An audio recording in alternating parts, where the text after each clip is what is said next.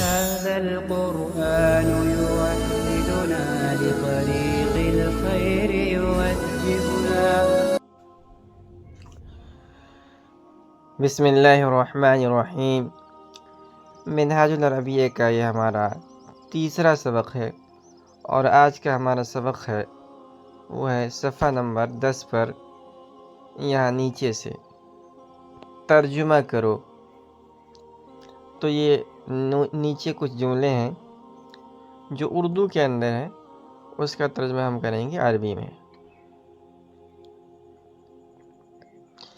سب سے پہلے یہ کتا ہے، تو یہ کے لیے ہاذا استعمال کرتے ہیں، اور کتا کے لیے کلبن، ہاذا کلبن، ہاذا کلبن۔ اس کے بعد ہے وہ گھوڑا ہے، وہ کے لیے زاری کا استعمال ہوتا ہے، اور گھوڑا کے لیے عربی زبان میں فرسن استعمال ہوتا ہے۔ تو وہ گھوڑا ہے کہ عربی ہوگی ذالک فرسن، ذالک فرسن۔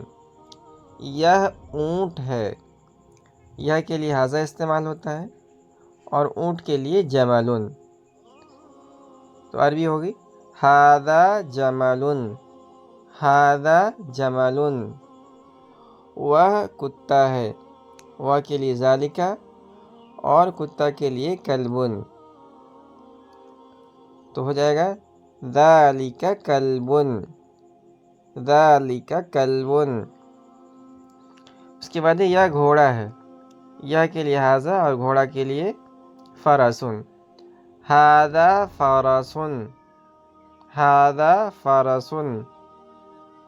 وہ اونٹ ہے، وہ کے لیے ذالک، اور اونٹ کے لیے جملن، ذالک جملن۔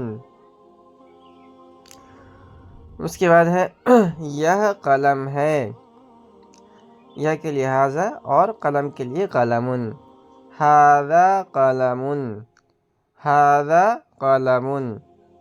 اس کے بعد ہے وہ کتاب ہے، وہ کے لیے ذالک، اور کتاب کے لیے کتابن، ذالک کتابن، ذالک کتابن۔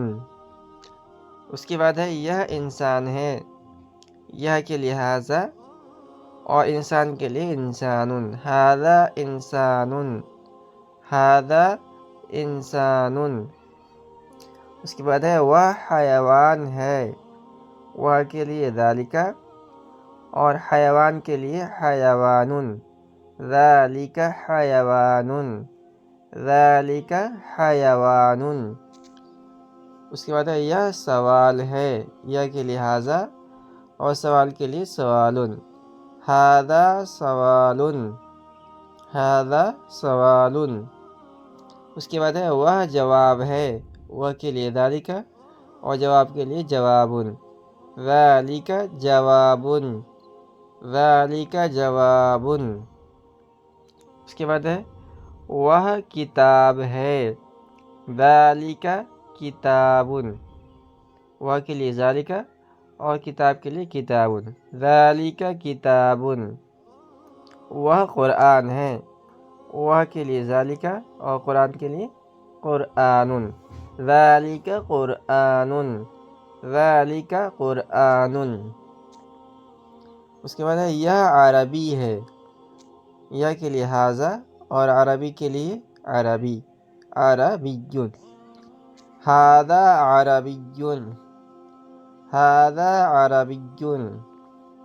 اس کے بعد ہے وہ سہل ہے، وہ کے لیے ذالک اور سہل کے لیے سہلن، ذالک سہلن، ذالک سہلن۔